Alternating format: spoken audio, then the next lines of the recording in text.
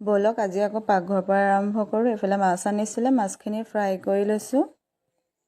Fry কৰি লৈ আফাল হৈছেগৈ আৰু লগতে মই ভাতৰ কুকাৰটো পাতি লৈছোঁ। মাজে মাজে আকৌ ল'ৰাকো চাই থাকিবলগীয়া হৈছে, আমনি কৰে বুলি। তাৰ মাজতো এয়া ঘৰৰ কামবোৰতো কৰিব লাগিবই।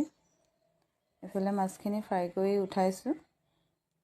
আনফালে মই চব্জিখিনি যোগাৰ কৰি লৈছোঁ। বিলাহী লৈছোঁ 2টা, তাৰপাছত চজিনা, পিঁয়াজ এটা, তাৰপিছত মই সৰিয়হ, নহৰু, আদা আৰু জলকীয়া 3টা প্ৰেছ কৰি লৈছোঁ। এয়া প্ৰেছ হৈ গ'ল। তাৰপিছত মই কেৰাহী পাতি লৈছোঁ। পাতি লোৱাৰ পাছত তাত কাটি থোৱা পিঁয়াজ দিছোঁ। দিয়াৰ পাছত বিলাহী দিছোঁ, জোখৰ মতে হালধি নিমখ দি দিছোঁ। দিয়াৰ পাছত অকণমান লৰাই লৈছোঁ। 5 মিনিটৰ কাৰণে সিজিব দি আকৌ মই চজিনাখিনি দি দিছোঁ তাতে। দিয়াৰ পাছত মই সৰিয়হৰ পেষ্টটো দি দিয়া হৈছে।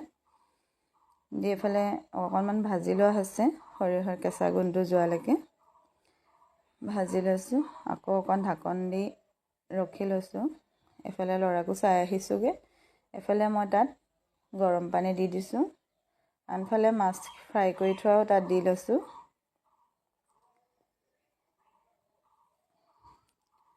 আপোনালোকে মোৰ ভিডিঅ'বোৰ কেনে হৈছে ক'ব, ক'লেহে মই ভিডিঅ' বনাবলৈ আৰু উৎসাহিত হ'ম।